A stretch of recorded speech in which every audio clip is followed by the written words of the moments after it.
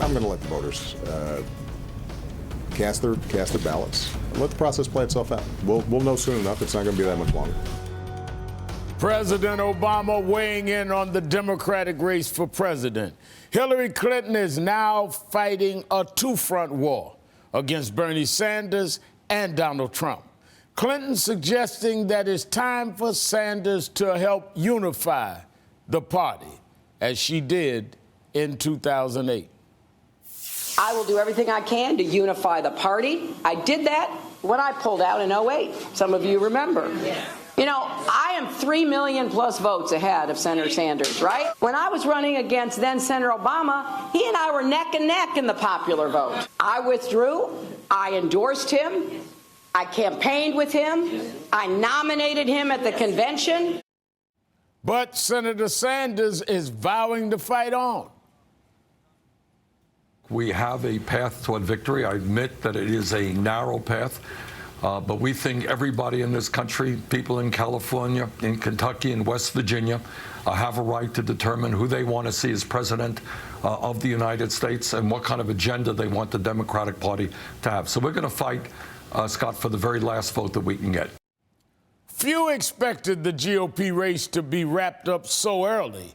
Even fewer thought we'd see a contested convention on the left. Joining me now is Liz Plank, senior correspondent for Vox, MSNBC political analyst Jonathan Alter, and conservative political analyst Amy Holmes. Thank you for being here. Thanks, Rev. Thank you. Jonathan, let me go to you first. Is Clinton right to compare what she did in 2008 to what Sanders is doing now? Well, she is right. And, you know, the other thing that she didn't mention, but that I think is very important for voters to think about, is that the stakes are really high this year. And the cost of having a divided Democratic Party is therefore very high. It's not like the Republican candidate is Bob Dole or Gerald Ford. We're talking about Donald Trump, you know. And so at this point, Democrats need to take a good look in the mirror, look at the math, which is irrefutable. You know, facts are stubborn things. Right. And Bernie Sanders is not going to be the nominee of the Democratic Party, full stop. So it's about time people recognize that and do what's right for the party. Amy, Donald Trump is actually recycling Sanders' attacks on Clinton. Here's what he told Lester Holt this week. Give me 3 words that you would use to define her, that you will use as you press forward. Well, you know, bad judgment is a couple of words that we can use, and they were used by Bernie Sanders. Bernie Sanders said she's not qualified to run for president because she suffers from bad judgment. And I think that's true. But, Amy, can't Clinton recycle some of the attacks from some of the GOP candidates that they made on Trump? Absolutely, and look for her to do just that. That's politics. It ain't beanbag. Hillary Clinton can complain about Bernie Sanders staying in the race, but this is a campaign, not a coronation, and she has to fight for it. And really, you know, and I don't say this to be cynical or disingenuous, it's good for Hillary because it's good for her to hone her message, become a better candidate. If anything, Bernie Sanders' candidacy, when you remember, he was 40 points behind. Nobody ever thought he'd be this competitive. That it underscores what a weak candidate Hillary Clinton is, and that she needs to sharpen up her message, sharpen up her attacks if she wants to be able to win this election. But Liz, you know, the FBI investigation on Clinton's emails it doesn't suggest she was intending to break the law, and the State Department is dismissing the claims a hacker broke into her server.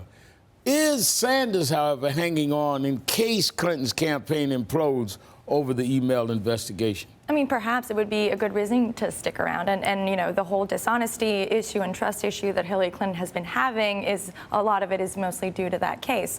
And I think there's also a danger. If you have a candidate on the other side, on the Republican side, Donald Trump, really reeling in, bringing in voters who are angry, you don't want to make your base angry either. So there are a lot of people who are backing Sanders who she's going to want to have when she is the nominee, and she doesn't want to alienate them and for them to go and vote vote for Donald Trump. So it is important for her to keep that kind of amicability going and to not feed into this narrative that the system is rigged, that she is this establishment candidate. And so I don't see actually anything bad in Sanders sticking around at this point. Well, look at all of those millennials. Do they want to be told by Hillary Clinton that their votes don't count, don't matter?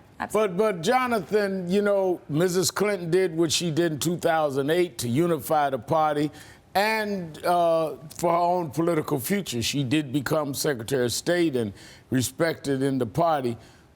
Is there something that she should offer or give to Senator Sanders, if not personally, in a broader policy sense that would get him out of the race or get him to unify the party? He's going to stay in until the beginning of June, the California primary, so she might as well just accept that. It's not so terrible that he stays in for a month, as long as he doesn't viciously attack her and undermine her for the fall.